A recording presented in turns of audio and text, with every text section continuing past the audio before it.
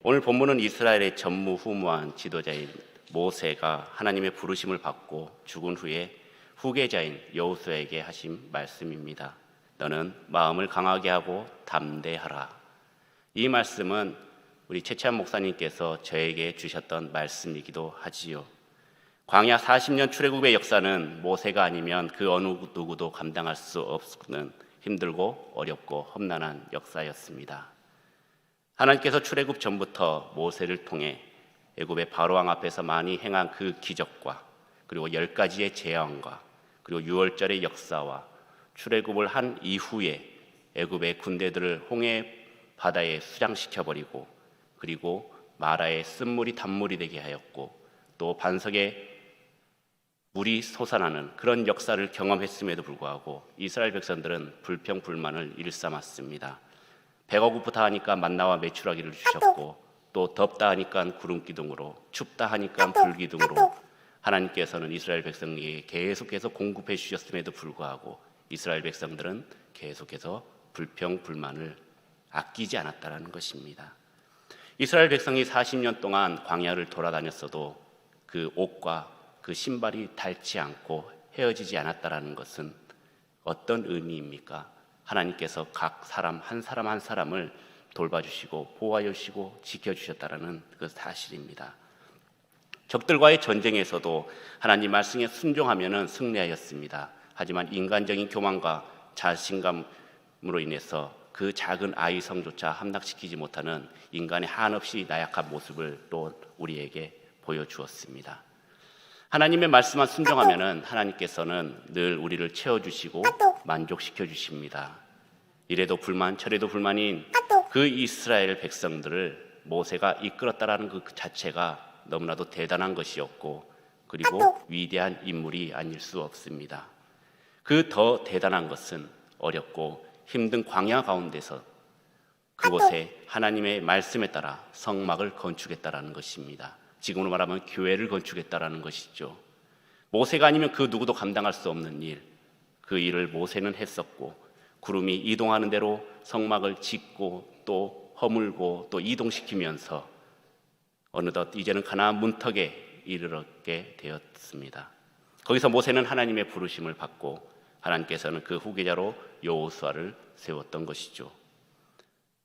이 말씀이 본문 2절의 말씀입니다. 내 종 모세가 죽었으니 이제 너는 이 모든 백성과 더불어 일어나 이 요단을 건너 내가 그들 곧 이스라엘 자손에게 주는 그 땅으로 가라. 이 요단을 건너 내가 곧 이스라엘 자손에게 주는 그 땅으로 가라. 이 말씀은 요단을 건너서 가나안에 입성하라는 하나님의 말씀입니다. 가나안에 들어가는 것은 이스라엘 백성들이 출애굽한 만큼 굉장히 꼭 필요한 일이고 중요한 일입니다. 지금까지 출애굽을 했고 40년 동안의 그 광야 생활 동안 그리고 많은 1세들이 죽고 그곳에서 또 다시 생명이 태어났고 이래했던 이유가 바로 그 약속의 땅 가나안을 들어가기 위해서였던 것입니다. 가나안은 아브라함의 하나님, 이삭의 하나님, 야곱의 하나님께서 맹세하여 후손들에게 주리라 한 땅이기 때문에 하나님께서는 그 약속을 잊지 않고 지금 이스라엘 백성들에게 주겠다 하고 약속하신 것입니다. 그리고 그 약속을 지키기 위해 여호수아를 택했던 것입니다. 그런데 여호수아는 두렵습니다. 떨고 있습니다. 왜 그럴까요? 이렇게 두렵고 떠는 것은 당연한 것입니다.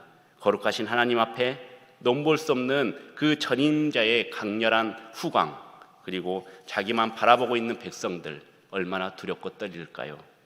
이 말씀은 어쩌면이 아니라 바로 저에게 주어진 말씀인 것 같습니다. 제가 지금 웃고 있는 것 같지만 굉장히 떨고 있습니다. 이 자리가 최채한 우리 목사님의 자리였었고 그리고 최채한 목사님께서 우리에게 영적인 말씀을 계속해서 공급해 주셨고 그 어느 누구도 할 수 없고 이룰 수도 없는 그 위대한 일을 우리 성교중앙교회와 우리 성도님들과 함께 이루었다라는 사실입니다. 이 여수 땅에 개척을 하여서 이끌어 오셨다라는 말씀입니다. 목회 동역자들이나 선후배 목회자들이나 그런 도움과 외부의 도움 없이 목사님과 사모님, 성도님들이 이 어렵고 힘든 영적 전쟁을 치르고 지금까지 달려왔다라는 것입니다. 삶이 설교가 되었고 설교가 삶이 되었고 삶이 목회가 되신 우리 존경하는 목사님의 지나오신 발자취가 지금 제게는 보이지 않지만은 이 흔적들이 너무나도 곳곳에 남아있고 세밀하게 남아있고 보이지 않아도 보이는 것 같습니다. 그렇기 때문에 우리 성도님들의 기도와 눈물, 수고의 땀방울, 희생의 헌신이 피가 모아지고 쌓아지고 굳어져서 지금 이곳에 반석 위에 든든한 성교중앙교회가 이루어졌던 것입니다. 이런 교회에 제가 부임을 했습니다. 목사로서 심히 두렵고 떨립니다. 그래서 더욱 이 말씀을 저에게 주신 것 같습니다. 그래서 원래 하려고 했었던 말씀을 뒤로 하고 이 본문을 선택한 것도 제게 이 말씀이 저에게 있어서 은혜가 되었기 때문입니다. 사실 이 말씀은 저희 아버지 목사님께서 제가 부모님 곁을 떠날 때마다 하셨던 말씀입니다. 대학에 입학해서 집을 떠날 때 그때도 이 말씀으로 저를 권면하여 주셨고, 군에 입대할 때도, 그리고 외국에 잠깐 있었을 때도, 그리고 사역지를 옮길 때마다 저희 아버지께서는 항상 이 말씀으로 강하고 담대하라 라고 저에게 말씀하셨습니다. 그리고 이 말씀을 우리 최채한 목사님께서도 저에게 주셨습니다. 뭐 짜고 한 것이 아닙니다. 그런데 이 말씀을 제게 주셨다는 것은 그만큼 저에게 있어서 가장 큰 의미이고 또 영광이 아닐 수가 없습니다. 그리고 취임식 때 고백을 했었죠. 나이도 어리고 한없이 부족합니다. 하지만 흔들리지 않고 하나님께서 여호수아에게 주셨던 그 약속을 받들어 목회할 때 다음과 같은 각오로 제가 목회를 하려고 여러분들에게 선포하기 위해 이 자리에 서 있습니다. 첫 번째로는 발바닥으로 밟는 땅을 하나님께서 주실 줄 믿고 목회를 하겠습니다. 2절과 3절의 말씀을 우리 다 함께 읽겠습니다. 내 종 모세가 죽었으니 이제 너는 이 모든 백성과 더불어 일어나 이 요단을 건너 내가 그들 곧 이스라엘 자손에게 주는 그 땅으로 가라. 내가 모세에게 말한 바와 같이 너희 발바닥으로 밟는 곳은 모두 내가 너희에게 주었노니. 아멘. 그 땅은 무슨 땅입니까? 바로 가나안 땅입니다. 앞으로 이스라엘 백성들이 지금까지 밟아왔던 곳과 앞으로 밟은 땅을 주겠다 약속하고 있습니다.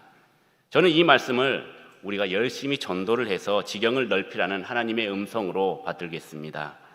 발바닥 전도왕으로 불리는 권경식 장로님처럼, 발바닥의 그 파열에도 멈출 수 없었던 전영순 집사님처럼 열심히 발바닥으로 이 여수 땅의 지경을 넓히는 역할을 감당하는 목회자가 되겠습니다.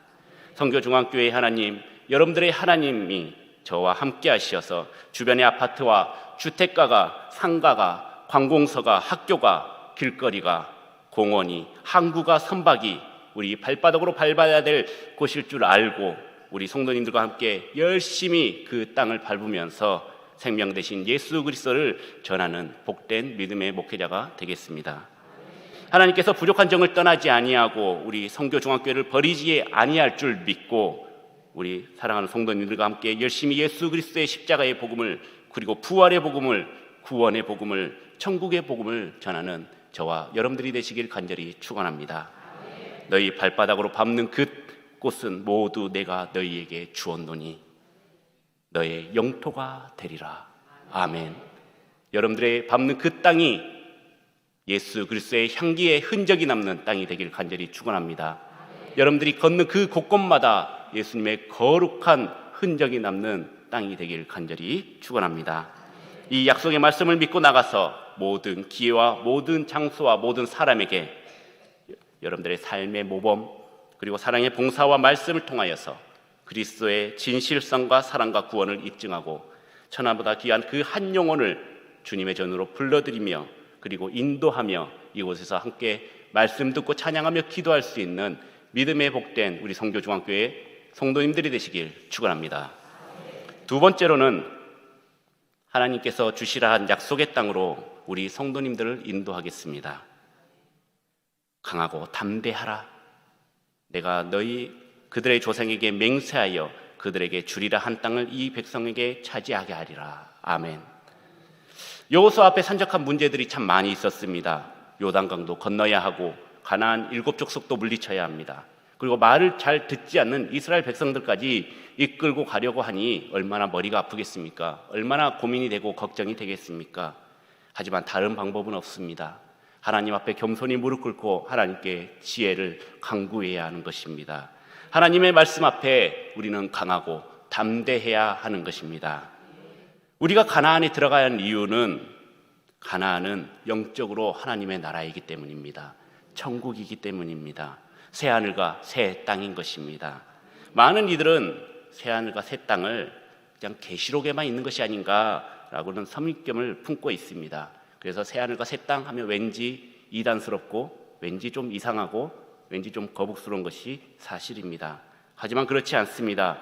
창세기 2장 8절 말씀을 보면은 여호와 하나님이 동방의 에덴의 동산을 창설하시고 그 지으신 사람을 거기 두시니라. 이 에덴의 동산이 바로 새하늘과 새 땅의 확실한 모델인 것입니다. 이사야 65장 17절 말씀을 보면은 보라 내가 새 하늘과 새 땅을 창조하리니 이전 것은 기억되거나 마음에 생각나지 아니할 것이라. 이렇게 말씀하고 있고 요한복음 14장 2절 말씀에서도 내 아버지 집에 거할 곳이 많도다.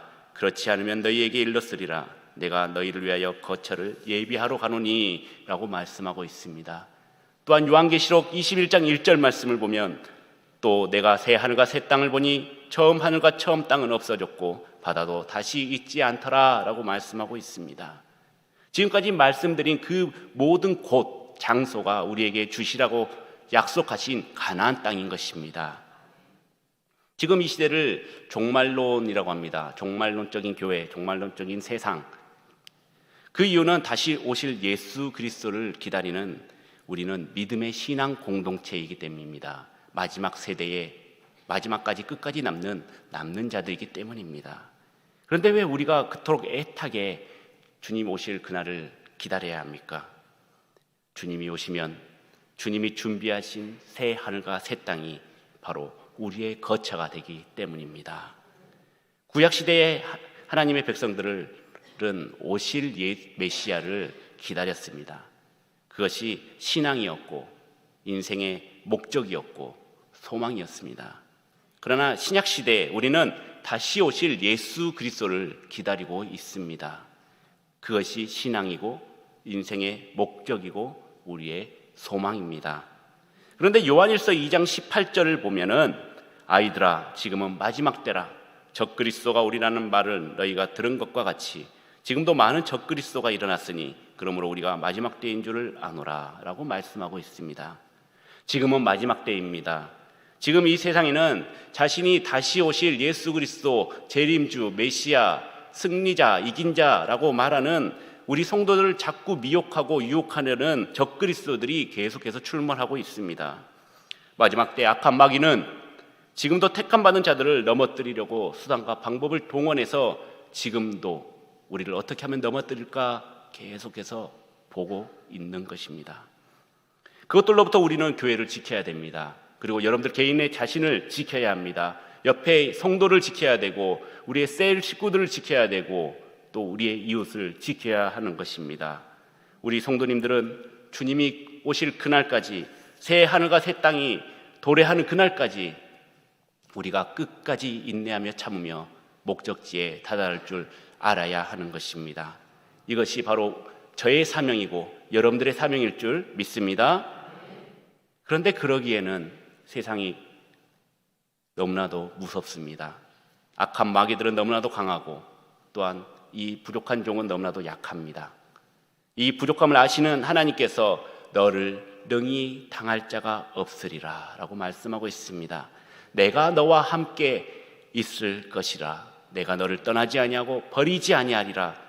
그러기 때문에 강하고 담대하라 라고 저에게 여러분들에게 말씀하고 있는 것입니다. 우리와 함께하는 하나님을 믿고 담대하게 앞으로 또 전진하는 여러분들이 되시길 간절히 축원합니다. 마지막으로 율법을 다 지켜 행하고 좌로나 우로나 치우치지 말라라고 말씀하고 있습니다. 8절 말씀을 우리 다 함께 읽겠습니다. 이 율법책을 내 입에서 떠나지 말게 하며 주야로 그것을 묵상하며 그 안에 기록된 대로 다 지켜 행하라. 그리하면 내 길이 평탄하게 될 것이며 내가 형통하리라. 아멘. 이스라엘 백성의 출애굽은 율법과 상관없이 오직 하나님의 능력으로 탈출했습니다. 하지만 가나안 땅에 들어가는 것은 율법을 지켜야만 들어갈 수가 있는 땅입니다. 이 말씀을 어떻게 보면은 그렇다면 율법을 다 지켜 행해야만 천국 가는구나 라고 생각할 수 있습니다. 하지만 사도 바울은 로마서 3장 20절 말씀을 통해서 율법의 행위로는 그 앞에 의롭다 함을 얻을 육체가 없다라고 말씀하셨습니다. 또한 갈라디아서 3장 11절에서 12절 말씀을 보면은 또 하나님 앞에서 아무도 율법으로 말미암아 의롭게 되지 못할 것이 분명하니 이는 의인은 믿음으로 살리라 하였음이라. 율법은 믿음에서 난 것이 아니니 율법을 행하는 자는 그 가운데서 살리라 하였느니라 라고 말씀하셨습니다. 하나님 앞에서 아무도 율법으로 의롭게 되지 못함을 사도 바울은 강조했던 것입니다. 우리가 예수 그리스도를 믿음으로 말미암아 은혜로 구원을 받고 하나님의 자녀가 되었습니다. 또한 천국의 백성이 되었습니다. 이 악한 영에 매여서 세상 사람들처럼 살지 않고 하나님의 말씀을 지키면서 구별된 자로서 하나님의 자녀로 천국 백성처럼 우리는 이 세상을 살다가 주님을 만나야 한다라는 것입니다. 사실 율법에 대한 말씀을 전하면 은혜 받을 사람들이 많지 않습니다. 율법은 딱딱하기 때문입니다. 율법은 고리타분하기 때문입니다. 613가지를 지키려면 우리의 삶은 온전하지가 못합니다. 우리 직장도 그만둬야 되고요. 매일 주님의 전에 나서 골방에서 기도드려야 되고 맛있는 것도 먹지 못하고 매일 그냥 물과 떡으로만 생계를 유지하면서 계속해서 경건의 생활을 유지해야 하는 것입니다. 율법에 매여 자유롭지 못합니다. 억압받고 불편해진다고 생각합니다. 예전에 제가 어렸을 때는 주일날 뭘 사 먹는다라는 것은 말이 안 되는 일이었습니다. 단 100원짜리 과자를 먹더라도 그것은 용납되지 않았었습니다. 그래서 저도 굉장히 아버지께 많이 혼났습니다. 그런데 지금은 어떻습니까? 주일날 회식이 굉장히 많이 있죠. 이런 것 하나하나 일일이 지킨다면 아마 우리는 바로 나가 떨어질 것입니다. 하지만 율법은 어렵지 않습니다. 신명기 30장 11절 말씀을 통해 우리에게 오늘 내게 명령한 이 명령은 내게 어려운 것도 아니고 먼 것도 아니니라 라고 말씀하셨기 때문입니다. 또한 신명기 30장 14절에서 15절 말씀을 보면 오직 그 말씀이 내게 매우 가까워서 내 입에 있으며 내 마음에 있은즉 내가 이를 행할 수 있느니라. 보라, 내가 오늘 생명과 복과 사망과 화를 내 앞에 두었나니 라고 말씀하고 있습니다. 하나님의 말씀을 지키는 것이 굉장히 쉽고 가깝다라는 것입니다.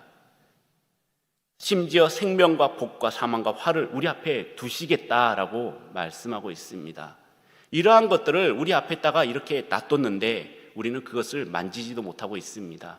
그리고 보지도 못하고 듣지도 못하고 있습니다. 얼마나 안타까운 일입니까? 하나님께서 우리에게 복을 주실 때 어떤 복이 임할까요? 이것은 신명기 28장에 나와 있는 복입니다. 모든 민족이 뛰어나게 하실 것이고 성읍에서도 복을 받고 들에서도 복을 받고 자녀와 소산과 짐승의 새끼와 소와 양의 새끼가 복을 받는다고 말을 하고 있습니다. 떡반죽 그릇이 복을 받을 것이며 들어가도 복을 받고 나가도 복을 받는 역사가 여러분들 가운데 임할 것입니다. 때를 따라 비를 내려주십니다. 우리의 손으로 하는 모든 일에게 복을 주실 것입니다. 꾸어질지라도 꾸지 않는 삶을 살게 해주실 것입니다. 꼬리가 되지 않고 머리가 되게 하시며 아래에 있는 것이 아니라 위에만 있게 하겠다고 약속하고 있습니다. 이 복이 성교중앙교회 성도님들 각 개인에게 임할 줄 간절히 축원합니다. 저는 짧게는 3대, 길게는 5대에 걸쳐서 기독교 집안에서 태어났습니다. 5대째로는 저희 외가댁 증조할아버지께서 순천 서면에서 평양까지 집신을 신고 신학교를 다녔습니다. 4대째로는 제 아내의 할아버지 장로님은 순천노예 결의로 기념비를 세울 정도로 교회도 세우시고 굉장히 경건하시고 훌륭하신 분이셨습니다. 그리고 3대째로는 제 할아버지, 제 아버지 집안입니다. 양가 친척 가족들 모두 목사님부터 시작해서 전도사, 장로, 안수집사, 권사 이렇게 신앙생활을 하고 있습니다. 그런 집안에서 저는 목사의 아들로 태어났습니다. 그리고 교회에서 자랐습니다. 부모님께서는 저를 임신하기도 전에 이미 제 의지와는 상관없이 첫애는 하나님께 바치겠습니다라는 소원 기도를 하셨습니다. 그래서 자이건 타이건 저는 무조건 목사가 되어야 했고, 잠깐의 반항도 있었지만은 지금 이렇게 서 있는 걸 보니 그 반항은 통하지 않았나 봅니다. 교회는 제 놀이터였습니다. 그리고 제 삶을 늘 예배였습니다. 때가 되면 자연스럽게 예배드리러 갔었고, 그리고 때가 되면 자연스럽게 교회에 있게 되었고, 다른 성도님들은 예배 끝나고 집으로 가면서 목사님 안녕히 계세요 했지만은 저는 다녀왔습니다 였습니다. 어렸을 때부터 싸움 한 번, 욕 한 번 한 적 없습니다.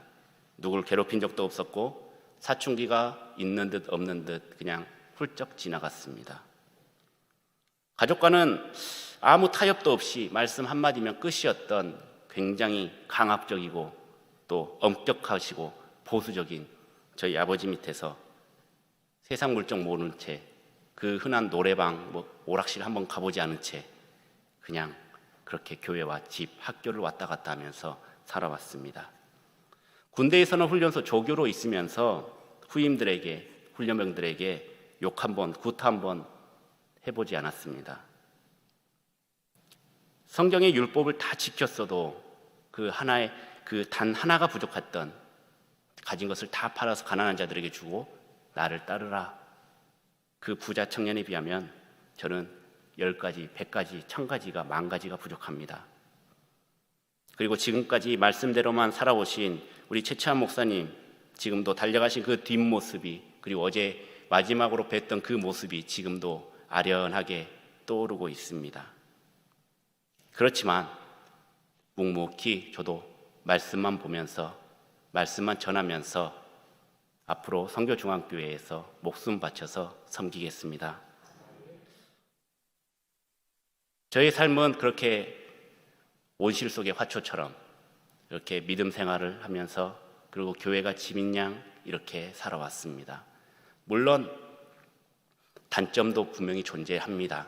하지만 장점이 더 많았기에 저는 아무 탈 없이 목회자가 되었고, 지금 여러분들 앞에 겸손한 마음으로 서 있습니다. 오늘 본문과 함께 또 오늘 저에게 주신 말씀이 있습니다. 디모데전서 4장 12절에서 16절까지의 말씀입니다. 누구든지 내 연수함을 없인 여기지 못하게 하고 오직 말과 행실과 사랑과 믿음과 정절에 있어서는 믿는 자에게 본이 되어 내가 이를 때까지 읽는 것과 권하는 것과 가르치는 것에 전념하라. 내 속에 있는 은사 곧 장로의 회에서 안수받을 때에 예언을 통하여 받은 것을 가볍게 여기지 말며 이 모든 일에 전심전력하여 너의 성숙함을 모든 사람에게 나타나게 하라. 내가 내 자신과 가르침을 살펴 이 일을 계속하라. 이것을 행함으로 내 자신과 내게 듣는 자를 구원하리라. 아멘. 좌로나 우로나 치우치지 않고 우리 주님께서 가르쳐주신 말씀으로만 주님의 영광을 위해 살다가 주님 부르실 때 잘했다 칭찬받는 믿음의 목회자가 저는 되고 싶습니다. 이를 위해서 여러분들께서도 기도로 동참하여 주시고 함께 그 길을 걸어가야 되겠습니다. 우리 성교중앙교회와 우리 성도님들을 절대적으로 존경하고 아끼고 사랑할 것입니다. 기도하시겠습니다.